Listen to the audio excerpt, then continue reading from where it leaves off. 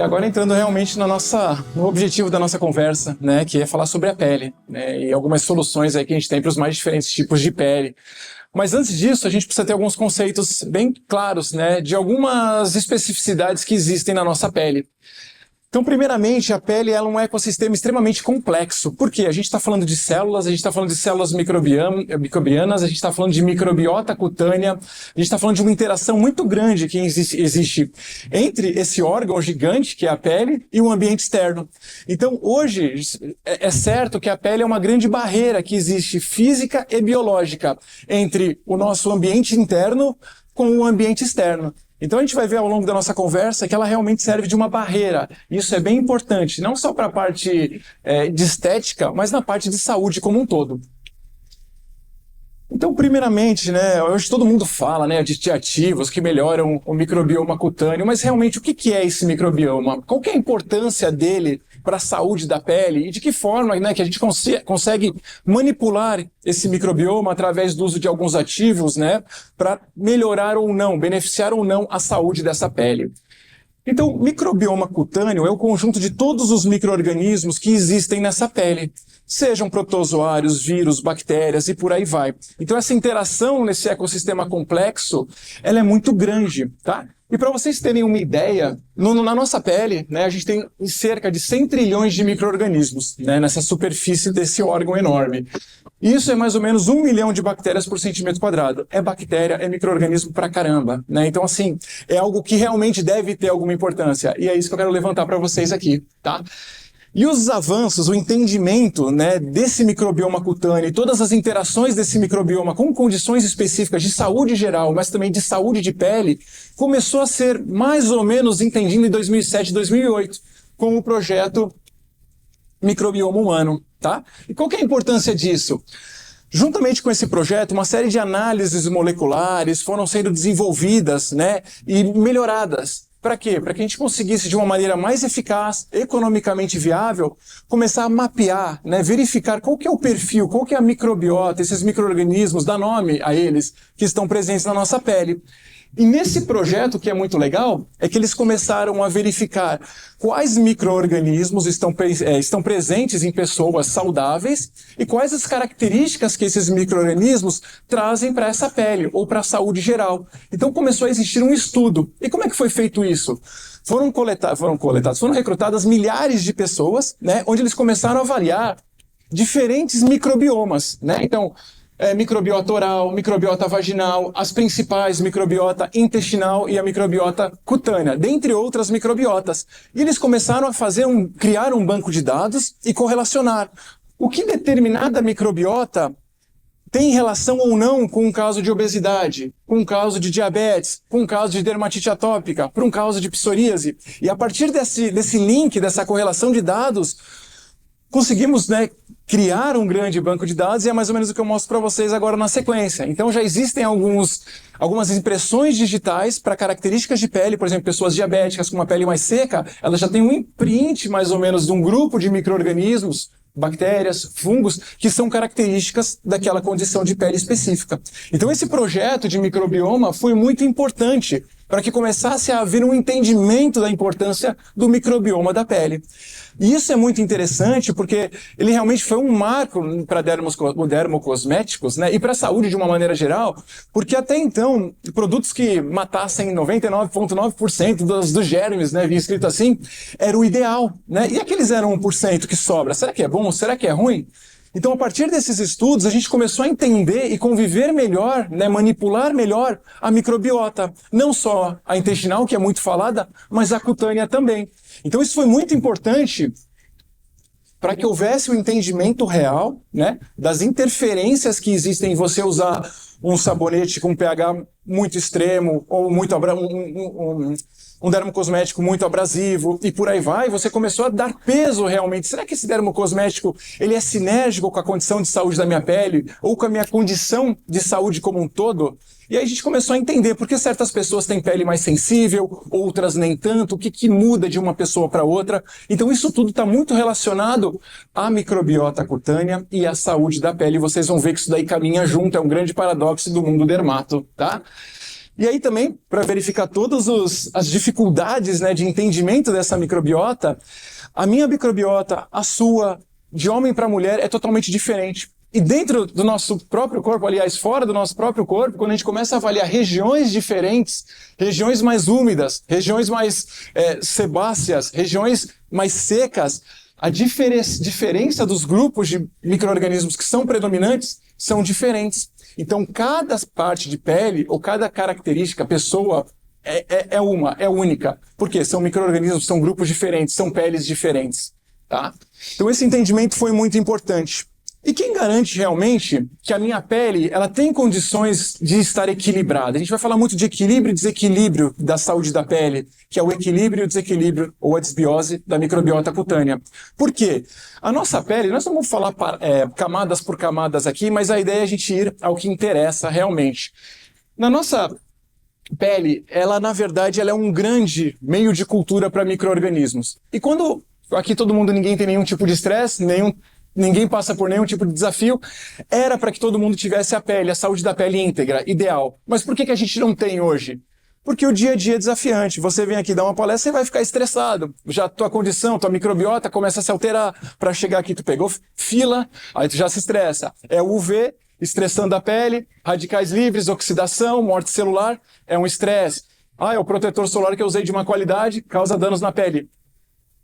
A lâmpada, às vezes não tem o filtro, né? Então, assim, são N fatores que contribuem para o desequilíbrio da nossa pele. Mas, se a gente vivesse em um ambiente show de bola, tranquilo, estaríamos equilibrados. Por quê? Porque na pele, a gente, como eu falei para vocês, ela é um grande meio de cultura que se abastece, que se nutre, se autossustenta. Por quê? Existe a glândula sudorípara, que ela é fonte de água, de umidade, de sais minerais para a nossa pele. E isso alimenta aquela microbiota cutânea também que eu vou falar para vocês. Além disso, a gente tem a glândula sebácea, ácidos graxos, as graxas cadeia curtas, as ceramidas, colesterol. Isso tudo é um fator de oleosidade para a nossa pele, que é muito importante. E também é nutriente para os nossos micro-organismos. Além disso, a gente tem as nossas células da pele, né? Os queratinócitos, que com o tempo, com o envelhecimento, eles vão subindo, vão se reptilizando e vão formando realmente uma barreira física, que é a história do tijolo e da massa, né? Onde esses queratinócitos se juntam como se fossem tijolinhos e massa e formam realmente uma barreira física. A gente vai falar bastante disso, que vai impedir, né, a passagem de uma série de componentes que existem no nosso ambiente, né, como componentes compostos alergênicos, patógenos, poeira, isso tudo, se passar pela nossa pele, chegar na corrente sanguínea. E a gente já vai falar disso. Então, quando você tem esses queratinócitos bem fechadinhos, juntamente com a presença das ceramidas, você começa a formar uma barreira física, né, à base de gordura. Então, isso é muito interessante também para a saúde da pele. E a partir do momento que esses queratinócitos eles vão morrendo, eles vão virando o quê? Proteína, aminoácido, carboidratos, fosfolipídios. Isso também é o quê? É energia, é nutriente para os nossos micro-organismos. E onde é que ficam esses micro-organismos? Eles ficam na microbiota cutânea, que fica logo aonde? No estrato córneo, que é a camada mais superficial da nossa epiderme. Tá? E qual que é o grande barato disso? Essa microbiota, quando está em equilíbrio, quando ela é saudável, muita gente fala microbiota probiótica, que é uma microbiota benéfica, ela gratuitamente produz um monte de coisa boa para a gente. Então ela produz ácido hialurônico, que a gente não tem nem palavras para dizer a importância dele para o mundo cosmético, produz ácidos orgânicos, então eles vão auxiliar na manipulação dessa microbiota, naquele combate entre micro-organismos bons e micro-organismos ruins nessa pele. Tentar manter um equilíbrio. E além disso, alguns ácidos orgânicos, como o ácido lático, são importantes demais como ativos para fórmulas cosméticas, porque alto potencial de hidratação, atua como um conservante natural. Então você tem uma série de benefícios que a sua microbiota probiótica, quando bem nutrida e equilibrada, traz para a gente. E o que essa microbiota cutânea realmente traz de importância para a gente? Uma série de fatores. Então a gente vai falar que, mais do que tudo que eu estou falando aqui, do efeito barreira, do aspecto estético realmente, uma pele saudável ela é um grande órgão imunológico para a gente. Tá? É o que a gente vai falar na sequência, por isso que é muito importante a gente entender essa relação de uma pele saudável, porque dificilmente a gente vai conseguir manter essa pele saudável por muito tempo. A gente vai estar sempre criando um processo inflamatório, criando um desequilíbrio com o nosso dia a dia, e a gente tem que buscar as condições ideais para essa pele. Além disso, ela vai ser responsável por todo o equilíbrio metabólico, fisiológico, essa função barreira que eu comentei para vocês, barreira física, barreira biológica, barreira química, restauração dessa barreira lipídica, que é o que a gente estava falando, através das ceramidas, se juntando a esses queratinócitos, né? E é todo o processo de revitalização. Como a gente está falando também de sistema imunológico, de imunidade para essa pele, a revitalização é isso, é migração celular, é processo inflamatório, e é isso que a gente também vai buscar em processos de cicatrização de feridas. A gente vai falar um pouquinho dos nossos estudos no final, que fala justamente sobre revitalização, cicatrização, tá? Mas de uma maneira bem geral, a pele é esse órgão que se sustenta, né?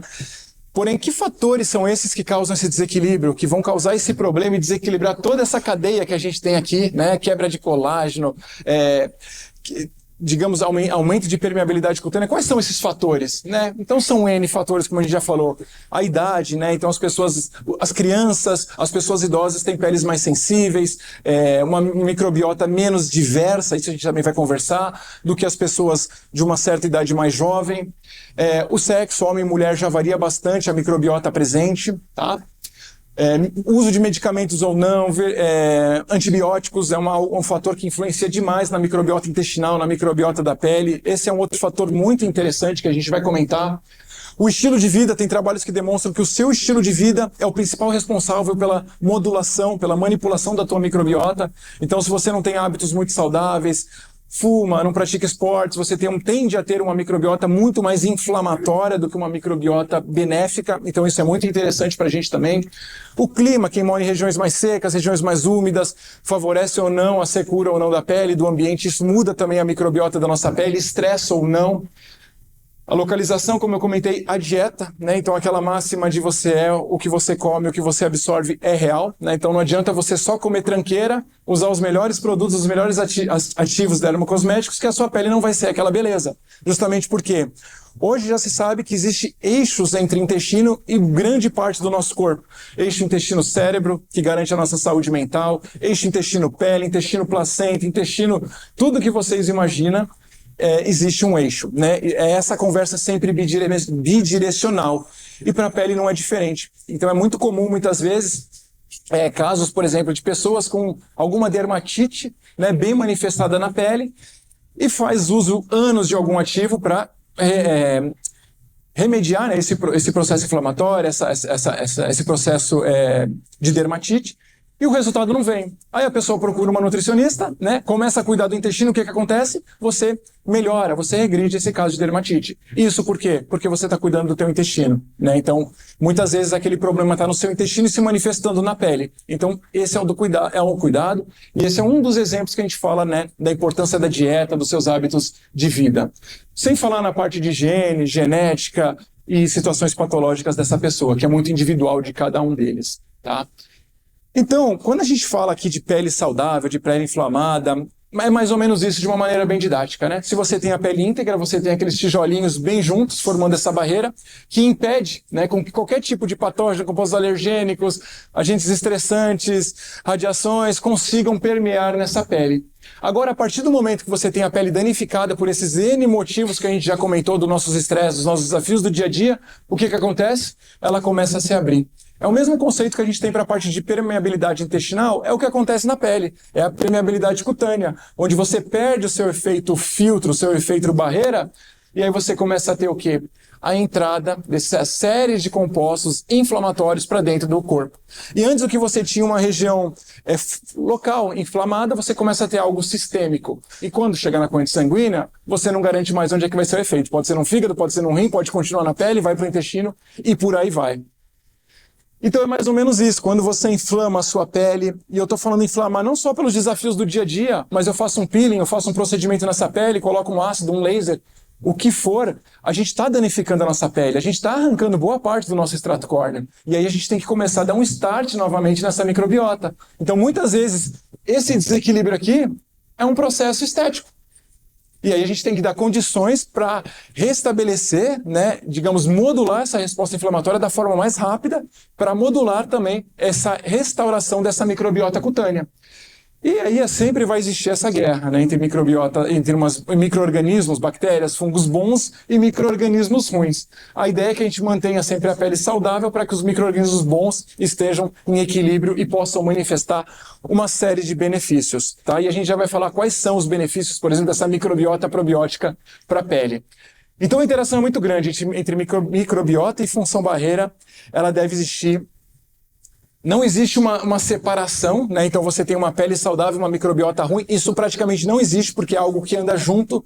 Uma pele inflamada, uma microbiota ruim, pele inflamada. Então isso vai caminhar junto, por isso que é importante cuidar de todas as pontas. Evitar que perturbações, né, causem algum desequilíbrio, tanto na função barreira, como nesses micro-organismos presentes na nossa pele, né? Então, é aquilo que a gente estava falando. É um grande paradoxo hoje entender se é a microbiota desequilibrada que causa inflamação na pele, ou a inflamação na pele vem de uma microbiota desequilibrada, né? Então, esse é o grande paradoxo hoje, mas realmente, com certeza, você deve cuidar dos dois para evitar que esse desbalanço ocorra, tá? Então é aquilo que a gente estava comentando no início, né? Com todos esses estudos que surgiram, hoje a gente já tem impressões digitais. Por exemplo, se você tem uma condição de pele atópica, hoje já se tem um parâmetro de quais são os micro-organismos, de quais são essas comunidades microbianas presentes, o que aumenta, o que diminui. Por exemplo, uma dermatite atópica é muito marcada por um Staphylococcus aureus, o aumento desses micro-organismos patogênicos, né? E uma diminuição de uma bactéria boa, da S. epidermidis. Então, você começa a entender que, para alguns casos, você vai ter uma baixa da diversidade microbiana. E quando a gente fala em baixa diversidade microbiana, isso é muito interessante, porque daqui a pouco a gente vai falar de receptores imunológicos, a gente vai falar de receptores e de produção de alguns metabólitos que são essenciais para o processo inflamatório, ou anti-inflamatório, antioxidante. Então, essa microbiota, além de você muitas vezes falar, isso aqui é um patógeno, isso aqui é uma bactéria boa, o total, a grande maioria produz coisas boas e coisas ruins, e esses metabólitos são fundamentais para esses processos imunológicos e também para a parte metabólica das células, né, dos queratinócitos e por aí vai. E isso vai funcionar para dermatite atópica, para psoríase, rosácea, acne, o que for, tá? Então é muito importante a gente saber que já existe o conhecimento a respeito disso, não só para a pele, mas também para o couro cabeludo, tá? E aí, a grande pergunta, né? E de que forma, né, que a gente consegue dar uma ajudinha aí para as nossas vidas, para as nossas peles, né? Como é que a gente pode fazer isso? Com ativos é possível a gente manipular, a gente controlar esse processo inflamatório? E a resposta é sim, né? Então, a gente começa a pensar em alguns tipos de ativos que a gente consegue sim trazer benefícios para a pele. Mas antes de falar realmente desses ativos, a gente tem que caracterizar bem os novos conceitos hoje do que é cada coisa. Eu acho que muita gente já está cansado de ouvir probiótico, prebiótico, por aí vai. Eu vou ser bem rápido, eu prometo. Mas é só para deixar todo mundo na mesma página, né? Porque começo desse ano saíram novas definições a respeito do que é um pós-biótico, por exemplo, que hoje é um dos principais ativos para manipulação e melhoria das condições de pele, tá? Então, para que todo mundo entenda, né? Hoje os conceitos de probióticos continuam o mesmo. Micro-organismos vivos que são fornecidos de alguma forma, chegam no ambiente numa concentração ideal, e eu falo ambiente porque pode ser intestino, pode ser a parte de pele mesmo, e traz algum tipo de benefício, tá? Para o hospedeiro, para a gente. Os paraprobióticos, né? Não sei se todo mundo já ouviu falar, mas é um termo que está um pouquinho em desuso agora. Vocês vão encontrar muitos artigos científicos ainda falando desses paraprobióticos. Foi algo que mudou realmente no começo desse ano. Mas até então eles eram o quê? De uma maneira bem geral, eles eram esses micro-organismos probióticos, mas eles passavam por um processo de inativação. Eram os probióticos mortos, digamos assim, de uma maneira bem grosseira, ou lisados celulares dessas células, né? Não vou parar para falar aqui, porque na sequência a gente vai colocar o real conceito dele hoje. Os prebióticos continuam os mesmos, né? Então são basicamente fibras não digeríveis, né? Que elas vão servir. Para a bactéria a gente não fala de alimento, a gente fala de substrato para alguns outros micro-organismos, como os micro-organismos benéficos, os probióticos, tá? E agora sim, o termo correto, os pós-bióticos, né? Então, até algumas definições, e até a definição que a gente trabalhava até começo desse ano, né, com os pós-bióticos, eram todos os metabólitos produzidos, né, por essa microbiota, né, seja no ambiente a partir de uma fermentação. Tudo que for produzido de metabólito era um pós-biótico. Mas hoje existem já definições, né, pelo ISAP, que é um órgão aí internacional que realmente está regulamentando isso. Ainda existe uma série de dúvidas, né, de conceitos que o pessoal está criando, mas o importante é hoje estar todo mundo trabalhando na mesma tecla. Por quê? Hoje você muitas vezes vai encontrar um produto, um ativo, e está escrito lá probiótico, lisado, extrato, fermentado. Ghost Biotic, paraprobiótico, o que é cada coisa? Então a gente tem que começar a entender o que a gente está comprando, o que a gente está colocando na nossa fórmula. E aí o ISAP faz isso. Então ele vai começar a organizar essa bagunça que estava sendo feita com conceitos, tá? E isso é importante da gente entender de que forma que a gente trabalha com cada um dos ativos. Então hoje pós-biótico, inclusive hoje a linha Neoimuno da Gabia destinada à parte de dermocosméticos, são pós-bióticos, tá? Porque são o quê? São preparações inativadas, inanimadas de micro-organismos. Era aquele conceito que a gente usava de paraprobiótico, agora eles usam como pós-biótico. Pós-vida tem o quê? É a morte. Seriam esses micro-organismos mortos para todo mundo não esquecer mais.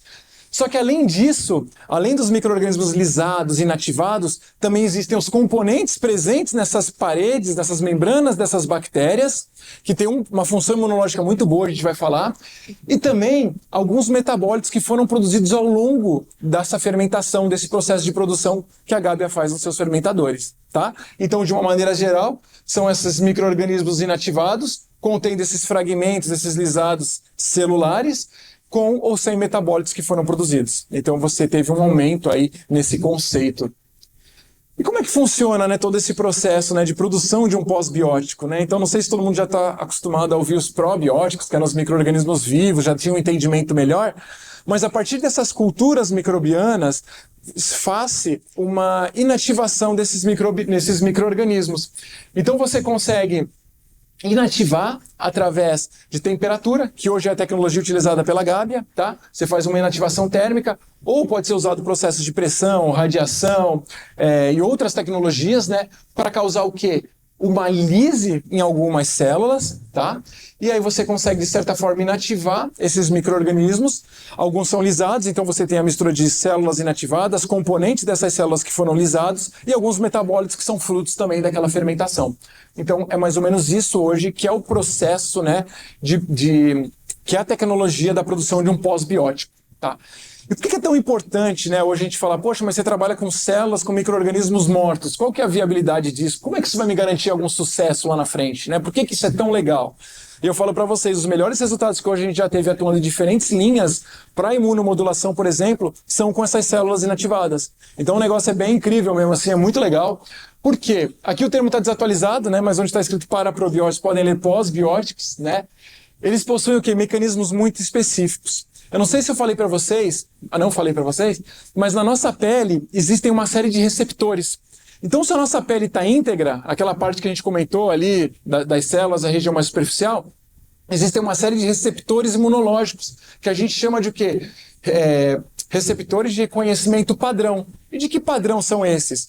Todos os micro-organismos hoje, sejam bactérias gram-positivas, gram-negativas, fungos, vírus, quando eles chegam e encontram o nosso corpo, o que acontece? O nosso corpo reconhece eles.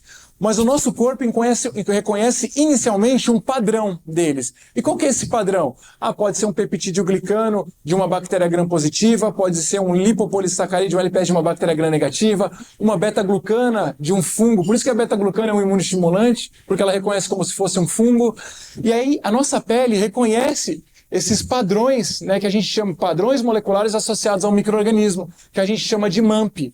Quando isso era muito famoso no mundo de vacinas, o pessoal chamava de PAMP. Por quê? Porque era de patógenos. Mas como são micro-organismos benéficos, a gente chama de micro-organismos somente.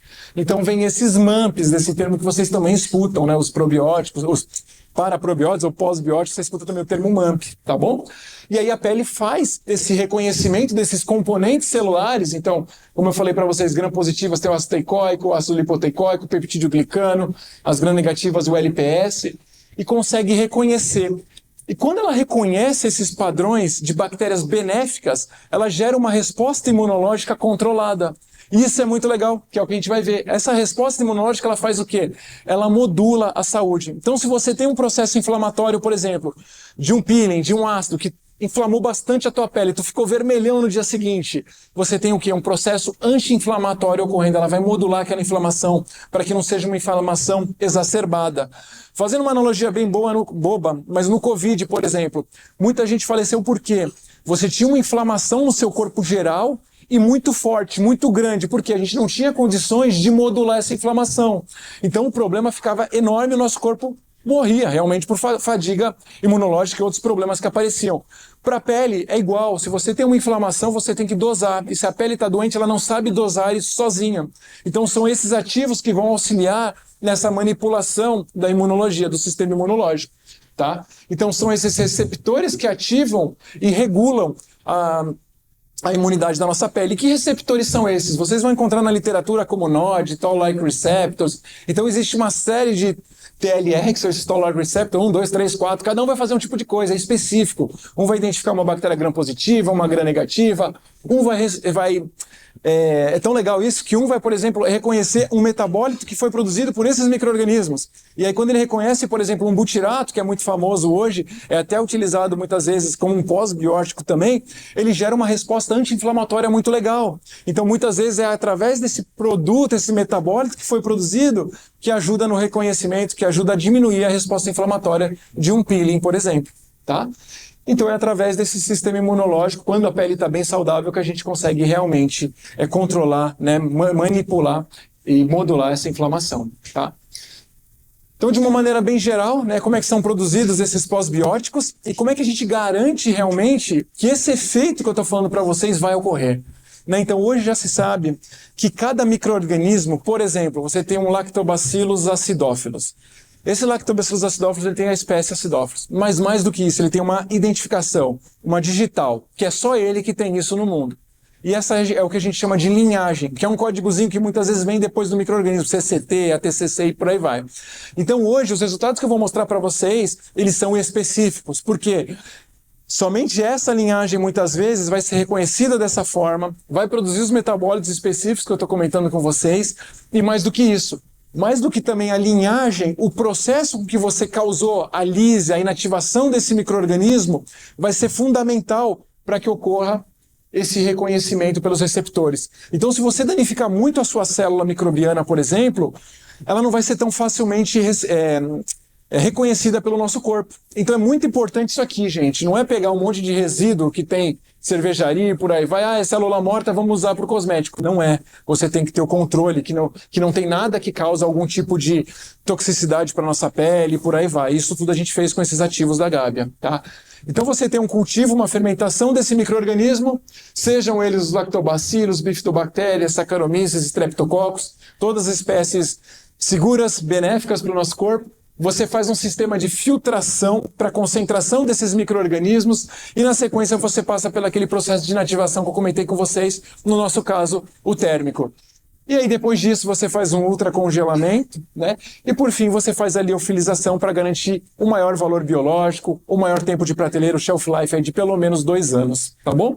Então, mais ou menos essa conversa até então foi para a gente explicar um pouquinho, né, a importância da saúde da pele, de que forma que os nossos ativos vão trazer esses benefícios, né?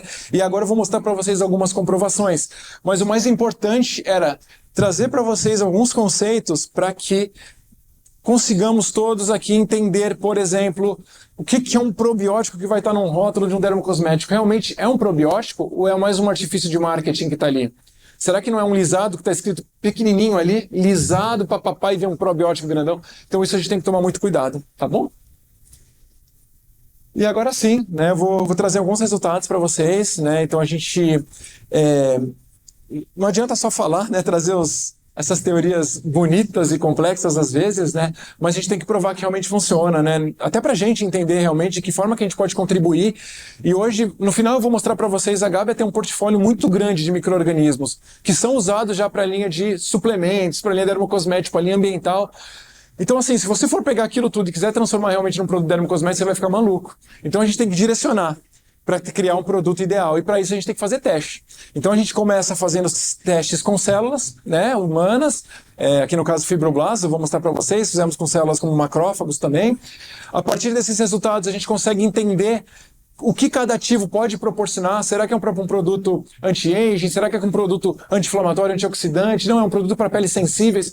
Isso dá a visão para a gente que a gente consiga direcionar os nossos ensaios clínicos, que eu também vou mostrar para vocês um resumão, e aí tornar a coisa mais fácil aí na hora de prescrever um ativo. Então vocês vão verificar então que inicialmente a gente fez um teste para verificar qual que era o potencial, né, de imunomodulação, se realmente esses pós-bióticos nossos eram reconhecidos por células imunológicas nossas, células sanguíneas como os macrófagos.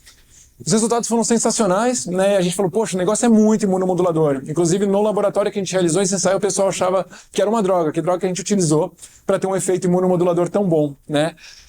Na sequência, vamos direcionar então, já que esses ativos são tão legais, por que não levar isso para a pele, né, que era a nova tendência? E isso a gente fez. Então a gente separou uma gama de ativos, né, de micro-organismos, fomos padronizando os processos, né, de inativação para garantir a melhor resposta imunológica controlada, que é o que a gente queria. E aí, a partir desse trabalho que a gente realizou com pelo menos 5 ou 6 ativos, a gente verificou realmente qual que era o potencial anti-inflamatório, antioxidante, cicatrizante de cada um desses ativos. E aí eu trago um resumo para vocês, né, do que a gente fez mais ou menos para entender. A figura A e B, ela é relacionada à viabilidade celular. A primeira barra em todos os gráficos, né, é relacionada, a primeira barra e a segunda são controles, né, então não vamos nem se até aqui porque a princípio está tudo certo. A terceira barra é o quê? A gente faz uma cultura de fibroblastos, que são células humanas, um modelo de células humanas já bem reconhecido. E a partir disso a gente coloca, introduz os ativos, né, os diferentes ativos da Gábia. Então cada L-casei e L-paracasei é um ativo, é um pós-biótico diferente, em 2 concentrações diferentes, tá? Concentração X e concentração 10X, digamos assim. E a gente verifica o quê? A terceira barra, por exemplo, ela é o desafio que a gente causou. A gente colocou uma toxina, um agente extremamente inflamatório, que é um LPS. E aí o que acontece com a viabilidade celular? É a terceira barrinha ali, ó, LPS, derruba, mata a célula pra caramba, elas morrem. E aí quando você faz o uso de alguns ativos, que são, por exemplo, as 3 últimas barras, você já tem uma garantia, um aumento da viabilidade celular, você tem uma proteção dessas células. E a mesma coisa quando você tem um aumento da dosagem para alguns outros ativos. Isso significativamente, esse artigo está publicado, tá? Então todos que quiserem aí verificar depois a gente pode estar fornecendo tranquilamente. Quando a gente olha os 2 outros gráficos abaixo, o C e o D e o E e o F, são relacionados a 2 citocinas pró-inflamatórias, que são proteínas que vão aumentar o processo inflamatório. E é isso que a gente não quer muito. Se você tem um aumento muito grande dessas citocinas, o processo inflamatório fica exacerbado. E aí o que a gente verificou? Que quando a gente faz a inflamação, a terceira barrinha que eu comentei com vocês, essas citocinas aumentam muito. E quando a gente trabalha com os ativos, olha o que acontece, você reduz pra caramba essas citocinas pró-inflamatórias. Nos 2 casos, tanto a IL-1-beta como a IL-6, que é a E e a F. Então verifica que interessante a redução da inflamação realmente. E quando a gente vê os gráficos, o G e o H, a gente está falando de uma enzima muito relacionada com a parte inflamatória, que é a mieloperoxidase. E olha que interessante, a terceira barrinha é o grupo LPS que não recebeu nenhum tipo de ativo. Aumento da mieloperoxidase. E agora olha o que acontece com outros ativos aqui. Uma redução significativa, por exemplo, no gráfico G, significativa dessa enzima, ou seja, uma redução do processo inflamatório. Além disso, a gente avaliou também toda a parte de estresse oxidativo, danos a membranas lipídicas, estresse oxidativo por formas reativas de oxigênio e nitrogênio, e os resultados são muito interessantes também no processo antioxidante. E esse é um outro resultado que a gente traz para vocês, um resumo deles, que a gente queria verificar como a gente modula tanto a imunidade, né, imunomodula essa pele. Quais são os benefícios que ela trazia, por exemplo, para uma cicatrização? Então tu começa a pensar, processo de cicatrização, de feridas, às vezes pessoas diabéticas, você começa a tentar entender. Então é o primeiro passo que a gente tem. E a gente verifica o quê? Quando você tem um grupo controle, como o de cima, depois de 48 horas que você faz esse ensaio de scratch, que é um arranhão que você causa nessas células, nesses fibroblastos, você vê que forma realmente uma abertura nas células. Depois de 48, você ainda vê esse rasgo, né? Esse arranhão. E olha o que acontece depois de 48 horas, depois que você colocou esse ativo na menor concentração. Você consegue já fechar realmente. Por quê? Você fecha essa ferida porque existe uma migração celular. É imunidade, é saúde de pele, tá? Então, baseado nesses estudos iniciais, a gente começou a definir quais os nossos ativos serviriam para cada coisa. E aí, a partir disso, a gente começou a fazer ensaios clínicos para garantir realmente que esses ativos funcionariam para aquilo que a gente estava direcionando. E aí a gente tem resultados muito legais, né? Então, baseado nesses primeiros estudos, a gente desenvolveu um shampoo, né, pós-biótico, chamamos assim, que ele é a base do Lact-GB, que é a base de uma bifidobactéria lactis, né? Porque a gente começou a verificar que ele tinha um potencial muito grande de cicatrização de feridas. Então, quando você tem uma seborreia, você tem um processo inflamatório, você tem muitas feridinhas na cabeça. Além disso, a gente verificou toda uma melhora inflamatória, uma melhora da condição dessas células e um processo de antioxidante. Então, a gente falou, por que não fazer realmente um shampoo anti-caspa, anti-dermatite seborreica. E foi isso que a gente fez. Então é um artigo que hoje está publicado, né, que é o nosso shampoozinho aí pós-biótico. E aí, de uma maneira geral, para os ensaios que eu vou mostrar para vocês, a gente seguiu esse delineamento, tá? A gente trabalhava sempre com de 30 a 35 voluntários que eram recrutados, e a partir daí a gente direcionava um grupo controle, que utilizava somente ou o shampoo ou o creme, que a gente vai falar somente com placebo, e os outros, os demais, os 15, utilizavam o nosso produto, né, com o ativo, o shampoo mais o ativo, na concentração de 1%. Então a gente prezou por usar sempre fórmulas muito limpas, bem clean assim, né, para garantir que realmente o efeito estava vindo do produto, do ativo sendo utilizado nessa concentração de 1%. E os ensaios foram rodados durante 30 dias, tá, com esses voluntários. E o que a gente verificou? Quando a gente fez esse shampoo com aplicações um dia sim, um dia não nesse couro cabeludo, né, então a gente aplicou 4 gramas desse shampoo por dia, um dia sim, um dia não. A gente verificou que no final desse estudo, a gente fez um ensaio de penteabilidade em tecido escuro, e a gente verificou o quê? Uma redução, né, no número de partículas, ou seja, da descamação desse couro cabeludo desses voluntários. E isso foi marcado, né, por uma avaliação quantitativa, que era esse ensaio de penteabilidade, onde a gente verificou isso, uma menor presença dessa descamação nos voluntários que estavam fazendo uso desse shampoo com o pós-biótico. E também a gente verificou um fator muito interessante, né, que foi a diminuição do processo inflamatório, a diminuição daquela formação de sebo, Então, isso daqui foi um resultado muito marcante pra gente, né, a condição do couro cabeludo das pessoas que fizeram uso desse shampoo foi bem interessante. E nos questionários que a gente também aplicou, então tá tudo no artigo, né? Também não quero ser muito chato aqui falando pra caramba. No artigo demonstra que essas pessoas sentiam realmente o couro cabeludo mais limpo, a sensação de higiene. Então, assim, isso é muito interessante, né? Quando você para pra pensar e ver o quanto que um shampoo às vezes pode significar no bem-estar dessa pessoa, né? E aí também, baseado naquele primeiro estudo que a gente fez, efeito anti-inflamatório, antioxidante, existia uma tendência muito grande, uma necessidade muito grande do mercado para pessoas com condição de pele atópica, né?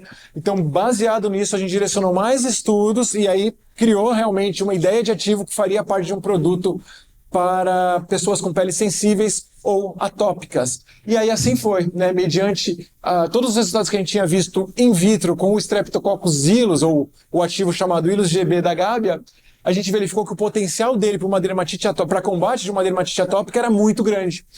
E aí foi o que deu origem ao nosso segundo artigo, né, publicado aí de ensaio clínico, onde a gente verificou, né, criou, né, um creme com a adição de 1%, né, desse ativo, né, do Ilus GB, e foram feitas aplicações diárias nessas pessoas, né, geralmente antes de dormir, para garantir que esse creme ia ficar ao longo da noite, e 4 gramas desse creme por dia, tá? E os resultados foram muito legais, o delineamento é mais ou menos aquele, 30 recrutados, 15 para cada lado, receberam o shampoo com o ativo e outros que não receberam o shampoo com o ativo. E esses resultados são muito bons, porque quando a gente pega os 2 principais fatores da dermatite atópica que mais atrapalham as pessoas, a gente verifica o quê? Uma redução significativa depois de 30 dias de aplicação do creme na percepção, né, da irritação da pele. Então você verifica que o grupo tratado teve um aumento das pessoas que sentiram melhora na irritação, né? Enquanto que o grupo placebo, o grupo que não recebeu esse creme com o ativo, sentiu uma piora significativa. Então isso é muito interessante. E a mesma coisa foi verificado na parte de descamação, onde houve uma melhora por parte do grupo que recebeu o creme e uma tendência de não alteração para o grupo que não recebeu esse ativo. Então os resultados foram bem legais para essa parte de dermatite atópica. As fotos são bem interessantes, bem significativas quando você verifica, né, as regiões do corpo das pessoas aí bem inflamadas, bastante ressecadas, né, com lesão, e depois de 30 dias você consegue ver uma melhora bem significativa. Enquanto que os pacientes do grupo controle, você verifica que da forma como entraram, saíram, né? Então é mais ou menos mais ou menos não, é aquele resultado que a gente verificou, não teve uma alteração para essa parte de descamação, de irritação, até mesmo uma piora, tá? E esse foi o último trabalho que a gente realizou clínico, né, no ano passado, que é o que a gente está apresentando. Eu esqueci de falar, mas aquele trabalho da dermatite atópica ele foi agraciado, né, com uma premiação do UFC do ano passado. Não, então isso foi muito legal. E para esse ano, quem sabe a gente não entra com um ativo aí de psoríase também. Então, verificando também uma necessidade do mercado para essa parte de condição de pele com psoríase, né, a gente avaliou também o melhor ativo e destinou esse ativo para um ensaio clínico com pacientes diagnosticados com psoríase, né? E os resultados aqui também são sensacionais, né? Ele está em processo de publicação também, esse aqui. Então aqui quando a gente avalia o equilíbrio da pele antes, né? Então os grupos estavam bem padrãozinho, e quando você verifica o equilíbrio dessa pele utilizando aquelas canetas, né? Que avaliam a oleosidade, umidade, elasticidade da pele, e ela dá um score, né? Ou amarelinho, ou verde, ou vermelho, sendo o amarelo a pele mais equilibrada, né? E o vermelho a pele mais desequilibrada. E o que a gente verificou? Que depois de 30 dias, as pessoas que receberam o creme também, né, com esse ativo para psoríase, a gente verificou o quê? Um aumento de pessoas que tiveram a pele em equilíbrio, amarelinha, né? Enquanto que o grupo que recebeu somente o placebo, o creme sem nada, teve um aumento, uma piora de pessoas, né, de voluntários com essa pele bastante desequilibrada. Então demonstrou todo o potencial que existia desse produto na remediação dessa condição aí de doença, na verdade. E quando você vai para os resultados de irritação de pele após 30 dias, os resultados são muito legais, porque houve uma melhora muito grande para o grupo que recebeu o creme com ativo, com o creme pós-biótico, e uma piora novamente do grupo que não recebeu esse pós-biótico. E da mesma forma para a parte de descamação, enquanto que no grupo que recebeu não houve uma alteração muito significativa na parte de descamação, houve uma piora no grupo que não recebeu o ativo, o creme pós-biótico.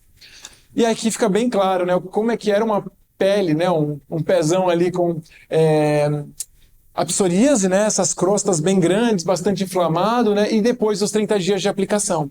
Então foi algo muito significativo, realmente muito fácil de se avaliar, né, então que deu bastante segurança para a gente continuar trabalhando e continuar investindo nessa linha, tá?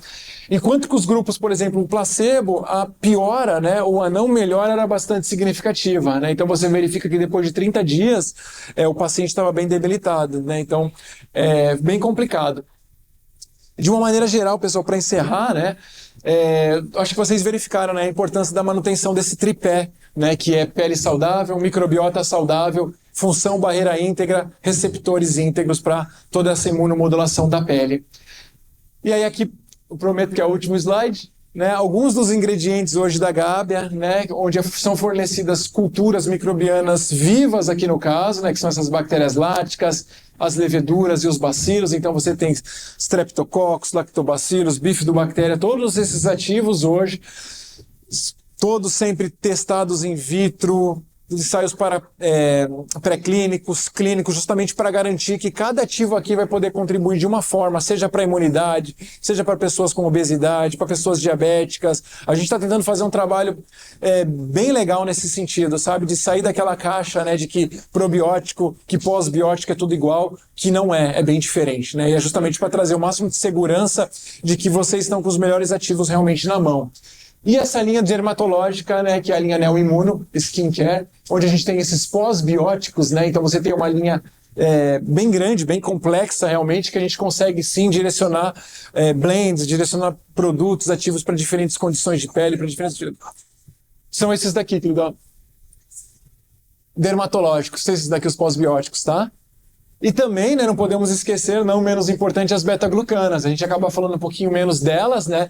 Mas elas são extraídas e purificadas na própria Gábia, são beta-glucanas oriundas da Saccharomyces cerevisiae, né, também presente nessas linhagens, e tem um efeito imunomodulador, tanto para a saúde intestinal, mas também para a saúde da pele, muito interessante. Para a imunidade é sensacional, tá? Gente, muito obrigado. Eu não sei se eu falei muito rápido, se foi fácil de entender. Qualquer dúvida... É isso aí que o que a gente estava tentando fazer, né? Então, brigadão aí pela presença de todos. Qualquer dúvida...